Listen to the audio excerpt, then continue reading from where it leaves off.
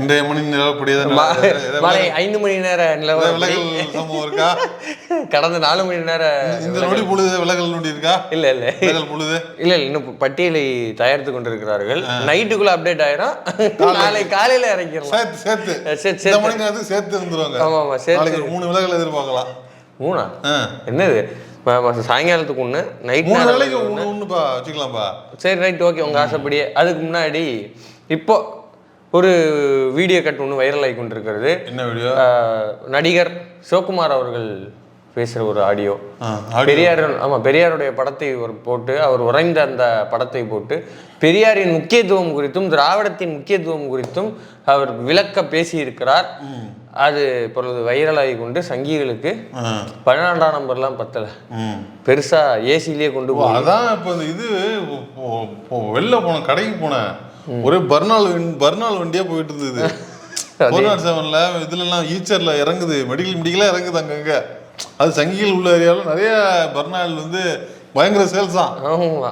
எரிச்சு தாங்க முடியல, அவ்வளவு எரியட்டக்கூடிய அளவுக்கு ஒரு பர்னாலுக்கு நல்ல வியாபாரம். நல்லா அதுல என்னென்ன இருக்குது, அதுல நம்ம என்னென்ன பார்க்க போறோம் அப்படிங்கறது அந்த வீடியோ.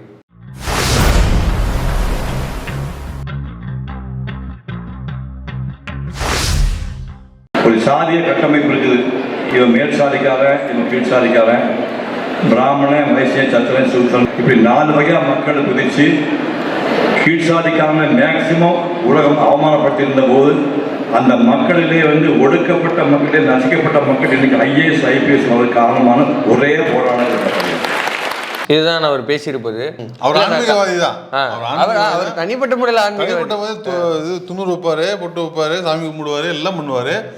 நல்ல கடவுள் பக்தி கொண்டவர் தான், அதெல்லாம் மாற்று கருத்து இல்லை.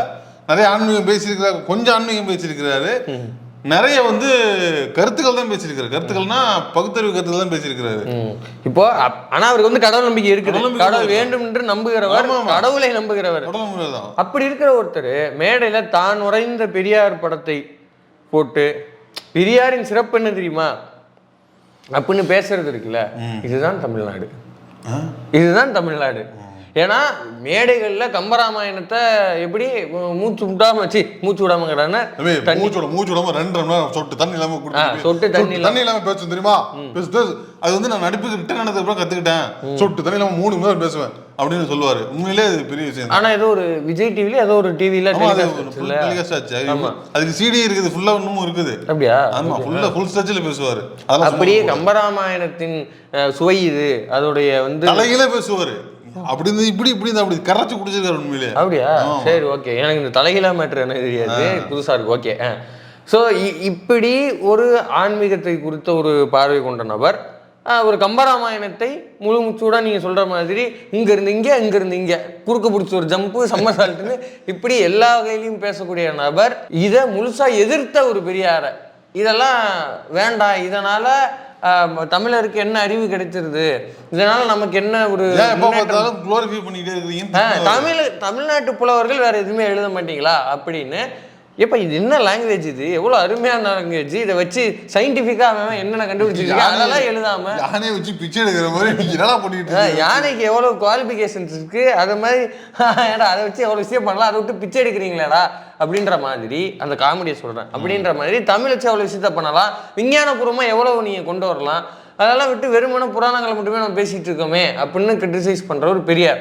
அவரை தூக்கி பிடிக்கிறார். அவரால் தான் இங்கு ஒடுக்கப்பட்ட பிற்படுத்தப்பட்ட மக்கள் எல்லாரும் அரசு அதிகாரிகளாக ஆயிருக்கிறாங்க அப்படிங்கிற ஒரு உண்மையை ஒருத்தர் சொல்கிறார் என்றால் இதுதான் தமிழ்நாடு.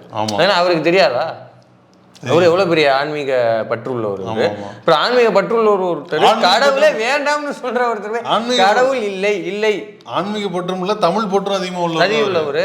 இப்ப இவனுங்க எல்லாம் என்ன சொல்லிட்டு தர்றானுங்க, இந்த ஈழ துரோகி, கைகூலி, சிங்கள கைகூலி கூலி அதிகம் பேச காட்டான், ராமநாதபுரத்து காட்டான், பிச்சைக்கார கேடுகட்ட அவ்வளவு. சென்னை உயர்நீதிமன்றத்தின் உத்தரவில் இவர் பாலியல் ரீதியாக ஒரு பெண்ணை துன்புறுத்தியிருக்கிறார், அந்த பெண்ணிடமிருந்து பெருந்தொகை பெற்றிருக்கிறார் அப்படின்னு உத்தரவில் குறிப்பிடப்பட்டுள்ள இந்த குற்றவாளி, குற்றம் சாட்டப்பட்ட நபரா, குற்றம் சாட்டப்பட்ட சீமாறு இவெல்லாம் என்ன சொல்லிட்டு தர்றான், அவர் காட்டு மிராண்டு மொழின்னு சொல்லிட்டாரு, தமிழர்களுக்கு எதிராக செயல்பட்டார், தமிழுக்கு எதிராக செயல்பட்டார். அவன்லாம் நீ அளவுகளை எடுத்துட்டு வராது. நீ இல்ல அவன் காசு கொடுத்தா பிரபாகரனே காட்டி கொடுத்துருவான் சொல்லிட்டு அப்படி அந்த அளவுக்கு வந்துட்டான் அவன். அந்த அளவுக்கு அவனை எல்லாம் ஒரு அளவுகளா வைக்க கூடாது. நம்ம அதான் தம்பி நேத்தி பெரியார் தான் பெரியாள்னு பேசலாம், இன்னைக்கு பெரியார் கெட்டவன்பான், நாளைக்கு யாராவது காசு கொடுக்குறாங்கன்னா பிரபாகரன் கெட்டவன் பேசிடுவான். அவன் கொஞ்சம் கூட கூச்சநாச்சமாக மாட்டான். ஆல்ரெடி அதான் பேசியிருக்கானே, அண்ணன் சொல்லி நான் ஒன்றும் கட்சி ஆரம்பிக்கல, ஒரு பேர் அவரு பேர் ஏன்ட்ட சொல்லிட்டு கூடாது அப்படின்னு சொன்னவன் தானே. இன்னும் இவங்க மூத்தணி விஜயலட்சுமி அவர்கள் வாயை திறந்தால் பல விஷயம் புலிகள் குறித்து என்ன பேசியிருக்கான் அப்படிங்கிறது ஏன் அது அறக்கலகம் இன்டர்வியூல இதுலயே சொல்லியிருந்தாங்கல்ல, ஏதோ ஒரு வார்த்தை சொல்லி இந்த மவன் அப்படின்னு சொல்லி தான் அவரை கூப்பிடுவான் அப்படின்னு அவங்க சொல்லியிருக்கிறாங்க. ஸோ அதனால அவன் ஆல்ரெடி செஞ்சவன் தான். நான் எதுக்காக சொல்றேன்னா இப்போ இவன் படிச்சது பூரா அம்புலி மாமா புத்தகம். ஏன்னா தொடர் லோக ஐயப்பன் அதான் சொன்னாரு, இவன் சிறையில கேட்டு வாங்கி படிச்சது எல்லாமே அம்புலி மாமா புக்கா தான் படிச்சான். அம்புலி மாமா புக்கு படிச்சவனுக்கு பெரியார் என்ன பேசினார் என்ன தெரியும்? ஏன் இப்ப சமீபத்தில் மானவ உணர்ச்சி கொண்டு நாம் தமிழர் கட்சியிலிருந்து சீமானுடைய தொடர்பிலிருந்து 25 ஆண்டு கால தொடர்பை முறித்து கொண்டு வந்தார்ல ஐயா ஜெகதீஷ பாண்டியன், அவர் பேசும்போது சொல்றாரு, அவர் ஒருபோதும் பெரியார் படிச்சதில்லை, ஒருபோதும் அண்ணாவை படிச்சதில்லை, ஒருபோதும் அம்பேத்கர் படிச்சதில்லை, ஒருபோதும் மார்க்ஸை படிச்சதில்லை. அவன் படிச்சது பூரா உலக அறிஞர்களின் பொன்மொழிகள்னு ஒரு புத்தகம் வைக்கும்ல, அந்த புத்தகத்தை மட்டும்தான் அவன் படிச்சிருக்கான். அதை வச்சுட்டு மேட்ச் பண்றாங்களே ஆளு, அதை வச்சு 25 காலம் ஓலக்கே போட்டிருக்கான் பாருங்க. மேட்ச் பண்ணிருக்கான்ல, இன்னமும் பண்ணிட்டு இருக்கிறான்ல, ஒன்னும் பண்ண முடியல நம்மளால. சாணியா வாக்கத்தை வச்சு அடிக்க முடியல. இல்ல நான் செய்யக்கூடாது, ஜனநாயக ரீதியா அதான் அடிக்க முடியாது, அடிக்க கூடாது. ஆமா அடிக்க கூடாதுன்னு கூட. ஆமா ஏன்னா ஊட்டு புட்டா ஒருபோதும் வன்முறை ஆதரிப்பது கிடையாது, அதனால யாரும் அதை செய்யக்கூடாது. நம்ம இப்ப நம்ம எங்க இருந்தோம், இனிவன் படிச்சது கூட அம்புலி மாமா புத்தகமும் பொன்மொழிகள் புத்தகமும். உனக்கு எப்படி பெரியார் இதை சொன்னாரா சொல்லியாங்கிறது தெரியும்? கற்று தேர்ந்தவர், சமகாலத்திலே வாழ்ந்தவர் அவரு. இவரு சிவகுமார் 60 நடிக்க வந்தாரு. பெரியார் 73 தான் இறந்தாரு. அதனால அவர் இருந்த காலத்திலே வாழ்ந்தவர். அவர் இந்த லூஸை விட அவருக்கு நல்லா தெரியும் பெரியார் பத்தி, பெரியார் யாரு என்ன. பெரியார் கல்வியில சட்டத்திருத்த இடஒதுக்கீட்டுல சட்டத்திருத்தம் கொண்டு வந்தார்ல, அதெல்லாமும் சிவகுமாருக்கு கண் கூட தெரியும். சிவகுமார் யாரு தெரியுமா? இன்னைக்குதான் சூர்யா ஆகரம் ஃபவுண்டேஷன் வச்சிருக்கிறாரு. சிவகுமார் ஹீரோனா காலத்திலே அவர் வருஷம் டிஸ்ட்ரிக்ட் ஃபர்ஸ்ட் எடுத்த குழந்தைங்களுக்கு மாசம் இவ்வளவு காசுன்னு கொடுத்தவர். அப்படியா? ஆமா, அந்த ப்ராசஸ் தான் நீங்க வந்திருக்குது. ஆமா, அது அந்த எண்ணம் தான் மாறி இருக்குது. அதனால அவருமே அந்த காலத்துல கல்விக்கு உதவுனவர், கல்வியோட அருமை என்னன்னு தெரியும் அவருக்கு. ஏன்னா அவரு கல்விக்காக கஷ்டப்பட்டு புரியுது. அதனால இவ்வளவு வேலை இருக்குது. இதெல்லாம் இவனுக்கு தெரியாது. சிங்கள கை குளிக்க தெரிய வாய்ப்பு இல்லை. ஏன்னா கல்லு குடிக்கதான் தெரியும், காலேஜ் கல்லு குடிக்க தெரியும், திருட தெரியும், வீட்டுல காசு திருட தெரியும். திருடுறத எவனா பெருமையா பேசுவானா? இவன் பேசுவான். கட்சிக்காரன் போய் என்ன அதெல்லாம் பெருமையா சொல்லுவான், நான் கோழி திருடினேன், கோழி திருடி அடிச்சேன், அதெல்லாம் பெருமை அவருக்கு. இதுக்கெல்லாம் வெக்க பண்ணு சென்றாயன் அப்படின்னு. ஐயோ இது அவர் வயசுல இருக்கு. ஓகே, இது வெறுமனே இந்த சிங்கள கைகூலிக்கு பதில் சொல்ற மட்டும் கிடையாது. ஏன்னா நீங்க சொன்ன மாதிரி இவன் ஒரு ஆளுமசரே இல்லை. ஏன்னா 27ஆம் தேதி வடசரவாக்கு போலீஸ் ஸ்டேஷன்ல என்ன விசாரணை முடிவு, அதை பொறுத்து குற்றப்பத்திரிகை என்ன தாக்கல், அதுக்கப்புறம் கோர்ட்டில் என்ன தாக்கல் அப்படிங்கிறதெல்லாம் பொறுத்து தான் அண்ணனுடைய அரசியல் எதிர்காலமே. அதனால் வேண்டாம் விடுங்க, நீங்கள் உங்களுடைய உத்தரவை நான் மதித்து நான் அவனுக்கு இப்போ பதில் சொல்லலை நான். ஆனால் ஒட்டுமொத்த இந்தியாவுக்குமே புரியாத ஒரு பாயிண்ட்டுன்னு ஒன்று இருக்குது. என்னது? தமிழ்நாடு பொறுத்து என்ன இப்போ எல்லா சாமி கும்பிட்றாங்க, எல்லா இடத்துக்கும் போகிறாங்க வராங்க. இந்த இப்போ இவரே எடுத்துக்கோமே, தனிப்பட்ட முறையில் கடவுள் நம்பிக்கை உண்டவர். ஆனால் நான் தான் இந்த பெரியார் படத்தை வரைஞ்சேன். மதிமுக பொதுச்செயலாளர் வைகோ அவர்கள் சொன்னார், நீங்கள் பெரியார் படத்தை வரையணும் கண்டிப்பாக, வரைஞ்சாதான் உங்கள் ஓவிய காலம் முழுமை பெறும் நிறைவடையும்னு சொன்னார். 2007 கிட்ட 2007 வரைஞ்சிருக்காரு. 2005 2006 மேபி சொல்லியிருக்கலாம். அப்படி சொன்னதும் வரைஞ்சாருல்ல, அதுதான் விஷயம். ஏன்னா அவருக்கு தெரியும், ஏன்னா தன்னோட கலையும் முழுமை பெறணும், இவரை வரையாம முழுமை பெறாம போயிடுமோ அப்படின்னு நினைச்சு அவர் வரைஞ்சிருக்காரு. அதுக்குதான் நம்ம கைதட்டுறோம். அப்ப அது வரையில முழுமை பெறாது நினைச்சிருக்காரு, வரைஞ்சிட்டாருல, சூப்பர் மேட்டர்ல. ஆமா, அது ஒரு விஷயம். ரெண்டாவது ஒரு விஷயம், இப்படி தனிப்பட்ட முறையில ஆன்மீக பற்று கொண்ட ஒருத்தர், கடவுள் மேல் பற்று கொண்ட ஒருத்தர், அப்பேற்பட்ட கடவுளே வேண்டாம்னு சொல்ற ஒருத்தரை ஏன் போய் வரையணும் அப்படின்னா அவருக்கு புரிஞ்சிருக்குது. அவர் கடவுள் இல்லை அப்படின்னு சொன்னதோ, கடவுள் வேண்டாம்னு அவர் சொல்றதோ என்ன காரணம்னு அவருக்கு புரிஞ்சிருக்கு. ஏன்னா அவர் ஒரு மேடைகள்லயே பேசியிருக்கிறார், சாதி பிரச்சனையா இருக்குது, சரி சாதி எங்கப்பா இருக்குன்னா மதத்துல இருக்குது, மதம் எங்கப்பா இருக்குன்னா புராணத்துல வேதத்துல இருக்குது, அது ரெண்டு எங்கப்பா இருக்குது அப்படின்னா அது கடவுளே சொன்னது அப்படின்னா சரி இப்போ அவன் டிசைன் பண்ணிட்டு இதெல்லாம் டிசைன் பண்ணிடலாம்ல, நான் அவரை டிசைன் பண்றேன் அப்படிங்கிறது தான் அவருடைய இடமா இருக்கு. அப்போ இவருக்கு அந்த தெளிவு புரிதல் இருக்கு. இப்போ இது வெளியில இருந்து பார்க்குறவங்களுக்கு ஒரே குழப்பமா இருக்கும். ஏன்னா ரொம்ப சிம்பிள். உலக அரசியல் அறிஞர்களில், உலக அரசியல் தத்துவவாதிகளில் யாருமே சொல்லாத, டச் பண்ணாத ஒரு இடம் தான் பெரியார் டச் பண்ற ஒரு இடம். ஏன்னா சமூக அறிஞர்களாக இருக்கட்டும், சமூக தத்துவ ஞானிகளாக இருக்கட்டும், அரசியல் தத்துவ ஞானிகளாக இருக்கட்டும், இல்லை ஆய்வாளர்கள், சயின்டிஸ்டுகள் வரைக்குமே என்ன ஒரு நாஸ்திகராக இருக்கிறாங்க, கடவுள் மறுப்பாளர்களாக இருக்காங்கன்னா அவங்க வெறுமன கடவுள் மறுப்புங்கிற இடத்துல நின்றுவாங்க. அவங்க வந்து ஆமாம் நான் கடவுளை மறுக்கிறேன், அது வந்து பகுத்தறிவுக்கு ஒவ்வாத ஒரு விஷயம், அதனால் நாங்கள் அதை மறுக்கிறோன்ற இடத்துல நின்றுவாங்க. ஆனால் பெரியார் எடுத்துக்கிட்ட டோன் இருக்குல்ல, அது சமூக நீதியுடன் உண்டான கடவுள் மறுப்பு. ஏன்னா கடவுள் அப்படிங்கிறது, கடவுள் இதில் அந்த மதம்ங்கிறது, சாஸ்திரம்ங்கிறது உன்னை திரும்பி திரும்பி ஒரு பெண்ணடிமைத்தனத்துக்குள்ளே கொண்டு போவோம். உனக்கு சமூக ரீதியாக உன்னை வந்து ஒரு அடிமைத்தனத்தில் வச்சுருக்கோம், அதனால் வேண்டாம் அப்படிம்பாரு. இல்லை எனக்கு தனிப்பட்ட முறையில் எனக்கு அது வந்து பற்று இருக்குது, நான் போய் கும்பிடணுன்னு தான் நினைக்கிறேன் அப்படின்னா, உன்னை கோயிலுக்குள்ளே விடலைனாலும் அவர் தான் உனக்கான உரிமையையும் உறுதிப்படுத்தி கொடுக்குறவர். அதுதான் சமூக நீதியுடன் உண்டான ஒரு பகுத்தறிவு அப்படிங்கிறது. சொல்லுங்க. முதல்ல உலகத்துல இந்தியாவை தவிர வேற எங்கேயும் இந்த மாதிரி பிரச்சனை கிடையாது. ஒரு சாதிய பிரச்சனைன்னு வேற ஒரு இடத்துல கிடையாது. அதனால பெரியாரின் தேவை அங்கெல்லாம் வரல. பெரியாரின் தேவை இங்க தேவைப்பட்டது. அதனால இங்க பெரியார் உருவாகிறாரு. இல்லை இப்போ நீங்கள் நான் சொல்கிறேன்னா, உதாரணத்துக்கு இப்போ இவரே எடுத்துக்குவோம், இவர் ஸ்டீஃபன் ஹாக்கின்ஸாக இருக்கட்டும், இல்லை நம்மளால் இவர் ஆல்பர்ட் ஐன்ஸ்டீனாக இருக்கட்டும். இப்போ இவங்க எல்லாமே வந்து ஏதோ ஒரு மதப்பற்றல் இருக்கும், அவங்க மதத்தில் ஏதாவது சடங்குகள் இருக்கும். இப்போ அது அவங்களும் மறுத்து பேசியிருப்பாங்கல்ல. இப்போ அவங்க மறுத்து பேசுகிற இடத்த மட்டும் சொல்கிறேன். அவங்க மறுப்பு அப்படிங்கிறது அது வேண்டாம்ப்பா, பகுத்தறிவுன்னு நம்ம பார்க்குறப்போ அது சரியாக வர மாட்டேங்குது. ஆனால் அவங்க ஊரில் கோயிலுக்குள்ளே இவங்களை விட மாட்டேங்கிற, அவங்க எதிர்த்தது மூட நம்பிக்கையில் மட்டும்தான். அவங்களுக்கு அதான் வேலை இருந்ததுங்க. நீங்கள் வந்து இன்னமும் வந்து அதை பண்ணிட்டு இதை பண்ணிட்டு மெடிசனுக்கு வந்து ஒரு ஒரு மெடிசனுக்கு வந்து பாடி கொடுக்கறது இருக்குல்ல, அதுக்கே அங்கே தராமல் இருந்தாங்க. அதுவே கடவுள் குத்தம்னு பேசினாங்க. ஏன்னா அதுலேருந்துலாம் அப்போ மூட நம்பிக்கை, ஒரு பாடி வந்து நம்ம வந்து இது பண்ணக்கூடாது, போஸ்ட்மார்ட்டம் பண்ணக்கூடாதுங்கிறதுலாம் இருந்திருக்குது. இல்லை அதுக்கெல்லாமா அதுக்கெல்லாம் தான் நாத்திகம் உதவி இருக்குது. இல்லை மூட நம்பிக்கை இல்லை, நம்ம வந்து வளரணும், ஒரு ஆராய்ச்சி பண்ணணும், ஒரு பாடி தேவைப்படுதுன்னு சொல்லி தான் அதெல்லாம் வளர்ந்துருக்குது. அங்க இருந்தது மூட நம்பிக்கை மட்டும். ஆனா இங்க சாதி இருக்குது, அதனால இங்க பெரியார் தேவை. அதை தான் சொல்றேன். பெரியாருக்கு கூடுதல் சுமை சாதிங்கிறது.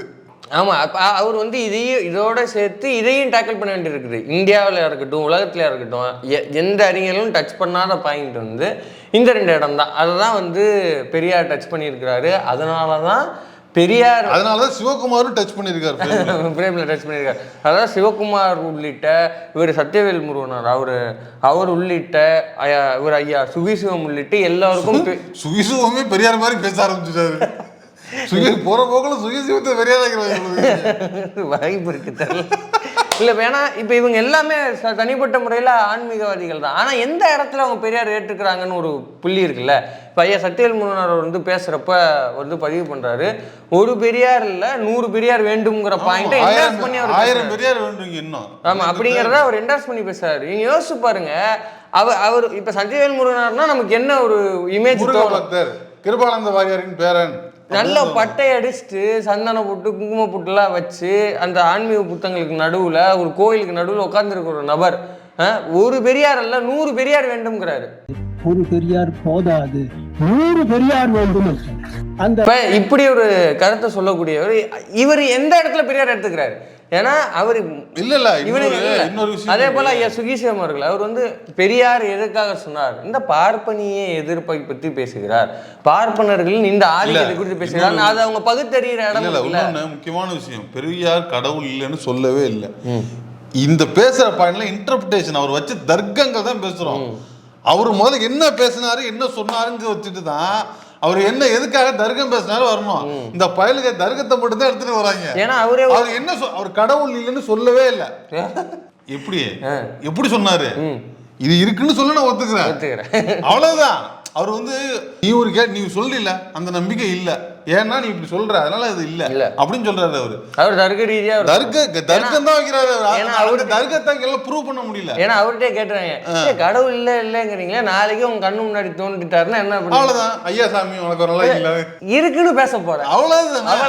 அது ரொம்ப சிம்பிளா ஹேண்டில் பண்றாரு. அப்ப எப்படி தர்க்கத்தை மட்டும் பேசிட்டு கடவுள் இல்லைன்னு சொல்லிட்டாரு, கடவுள் அப்படின்னு ஸ்ட்ரைட்டா சொல்லவே இல்லை அவரு. இல்ல உனக்கு வேணுமா வச்சுக்க, ஆனா நீ அந்த கோயிலுக்குள்ள செல்ல முடிஞ்சதா? நீ கட்டின கோயில், உன் பாட்டன் கட்டின கோயில், அந்த கோயிலுக்குள்ள ஒன்னே விடலைங்கிறப்பதான் ஊவேசா மாதிரி ஊவேசா ஊவே சாமிநாதன் என்ன ஊவேசா என்ன ஊவே சாமிநாதன் அவ்வளவுதான். என் பாட்டன் தமிழ் தாத்தா ஊவேசா அப்படிதானே அவன் பேசுறான். இல்ல அவன் அப்படிதானே பேசுறான். அவன் சொல்லுவான், நான் சொல்றது இல்ல. அவர் மாதிரி போய் இல்லைங்க அது விகடன்ல போற போக்குல எழுந்த ஒரு வார்த்தைடா அது. ஆக்சுவலி அந்த வார்த்தை இருக்குல்ல தமிழ் தாத்தாங்கிறது விகடன்ல எவ்வளவு கட்டு எழுதும் போது சும்மா ஒரு தமிழ் தாத்தான்னு எழுதி விட்டு போயிட்டான். கல்கிதான் வேற யாரு. அதான் அன்னையில இருந்து அதை புடிச்சுக்கிட்டாங்க. அது என்னமோ ஒரு விழா வச்சு இசைஞானி இசை புயல்னு ஏதோ பேர் வச்சு கொடுத்த மாதிரி பெரிய தமிழ் தாத்தா வந்து நடிகர்கள் எம்ஆர் ராதா மாதிரி எல்லாம் இல்லை. இது ஒரு கட்டுரையில எழுதுனது அதை அப்படியே கப்புன்னு புடிச்சு நல்லா இருக்காது. கப்புன்னு புடிச்சிட்டாங்க அவ்வளவுதான். ஆனா இதுலயும் விகடன் தான். ஆமா சரி எல்லாம் ஒன்றி வருது பாருங்க. சரி இப்படி அந்த ஆட்டுக்குட்டி வாங்கி கொடுத்ததும் அதே விகடன் தான். இப்ப பண்ணையாரை வந்து பிராண்ட் பண்றது அதே விகடன் தான். இதே நாதாக்காவை வந்து நாங்க பிரபலியப்படுத்தி தரோம், உங்களுடைய வரைவறிக்கையை கொடுங்க, நாங்க பிரிண்ட் போடுறோம்னு சொன்னதும் அதே விகடன் தான். பார்த்துக்குங்க மக்களின் கவனத்திற்கு. சரி நம்ம இந்த பாயிண்ட்டுக்கு வருவோம். ஸோ இப்படி ஆன்மீக தனிப்பட்ட முறையில் ஆன்மீகப்பட்டுள்ளவர்கள் எல்லாரும் பெரியாரை எந்த பாயிண்டில் அதை புரிஞ்சுக்கிறாங்க அப்படின்னா, அவர் பேசுகிற அந்த சமூக நீதி, எல்லோருக்கும் அந்த உரிமை கிடைக்கணும். நீ வந்து கும்பிடுறியா, சரி கும்பிடு, ஆனால் உன்னை அவன் கோயிலுக்குள்ள விடலையா, உன்னுடைய உரிமை அங்கே பாதிக்கப்படுதா, அதுக்கு நான் தான் வருவேன் அப்படின்னு வர்றது தான் பெரியார். இப்போ இந்த சிவகுமார் ஐயா இருக்கார்ல, அவரை எதிர்த்து இந்த சீமான் பேசணும். இப்போ ஆமாம் பெரியார் எடுத்து பேசிட்டு இப்ப பேசு, இப்ப பேசு. நீ அவர் பேரு தெரியுமா? முழு பேரு அதான் உங்களுக்கு தெரியல. அவர் பேர் சிவகுமார் லூ. ஆமா அது அவர். ஆமா சூலூர் தான். அவரு சூலூர் பக்கம் தான். சூலூர் பக்கமா. அவர் வந்து ஒரு தெலுங்கு குடி தெரியுமா? தெலுங்கு குடி. அவர்கிட்ட கிடைக்கும் செருப்படி தெரியுமா? அவர் எவ்வளவு தமிழ் பேசியிருக்காரு, எந்த காலத்துல இருந்து பேசிட்டு இருக்காரு. உன்னை விட அவருக்கு எவ்வளவோ நிறைய தெரியும். ஆமா அவர் தான் சொல்றேன், 60ல இருந்து இருக்காரு அவரு. என்னது இது கந்தன் கருணை அந்த மாதிரியான சாமி படங்கள் வேஷம் போட்டவர். முருகன்னாவே அவர் தான்டா. அந்த காலத்துல முருகன்னாவே அவர் தான். புரியுதா? அவர்கிட்ட போய் வச்சுக்கிட்டு தான் காட்டுக்கு வர போறோம் அவரு. சோ இப்படியாக பெரியாரின் தேவை குறித்து இன்னொன்னு, சிவகுமார் எடுத்து பேசணும் காசு கிடைக்காது. கார்த்திகிட்ட இருந்து சூர்யாட்ட இருந்து காசு வராது. அது ஏஐ பண்ண வீடியோ தான். அதுக்கு அத சொல்லடா. டேய் நான் உண்மையை கேட்டு வாங்கி பண்ணாம புரியுதா? கேட்கக்கூடிய ஆள் தான். எங்கேயாவது யாராவது விட்டு தம்பி ஒரு 5 லட்ச ரூபா தம்பி காசுல தம்பி 1 லட்ச ரூபா கூட அண்ணன் கண்டிப்பா கேட்டிருப்பான். ஏன்னா அவங்க உதவக்கூடிய மனப்பான்மை உள்ளவங்க, தமிழ் மேல ஆர்வம் உள்ளவங்க, நம்ம செய்யலாம். கண்டிப்பா அந்த ஆள் 5 லட்சம் 10 லட்சம் வாங்கியிருப்பான். இப்ப சிவகுமார் எடுத்து பேசினா அந்த பணம் போவாது. பேச சொல்லிப்பேன். இல்ல நான் திரும்பியும் சொல்றேன், பண்ணையார் மாதிரி எல்லாம் கிடையாது சூர்யா. அவர் தெளிவா அரசியல் பேசக்கூடியவரு. பிச்சை போடுவார் தம்பி அவரு. தம்பி உனக்கு புரியுதா? படிக்க வைக்கிறது வேற, தன்மை வேற. பிச்சை யாருக்கு வேணா போடலாம். பிச்சை போடுறதுல வந்து பேதம் கிடையாதுல. உனக்கு லூசு கிடையாதுங்களா? பேதம் கிடையாது. யாருக்கு வேணா பிச்சை போடலாம்ல. வறுமையா அந்த அடிப்படையில கொடுத்துருப்பாருல. வறுமையா இருக்க யாரா இருந்தாலும் பிச்சை எடுத்து வாழ்றவரு சீமா சொல்லல, அவனே தான் சொல்லியிருக்கான். அது ஏன்டா சொல்றேன்? நான் வந்து பேசிக்கிறேன். அவன் விடு, அவன் தான் பிச்சை எடுத்து வாழ்றான். அவனுக்கு கொடுத்துருப்பாப்புல. என்ன அப்படி வாய்ப்பு இருக்குங்க. நிறைய இருக்குது. அதனால எடுத்து பேச மாட்டான். அப்ப இந்த சேலஞ்சா எடுத்துக்கிட்டு இந்த மாமா பயலோ கரிகஞ்சியோ 2 பேர் கட்சியில இருக்கீங்களாடான்னா? அது இருப்பீங்க தெரியும். 2 பேரும் இப்ப மறுத்து 2 பேர் தவிர யாராவது கட்சியில இருக்கா? தெரியல. சரி கட்சியில எவங்கெல்லாம் இருக்கீங்களா யூடியூப்ல வீடியோ போடுங்கடா. அடுத்த வாட்டி எலெக்ஷன்ல ஓட்டு என்னமோ தெரிஞ்சு எத்தனை பேர் இருக்காங்க.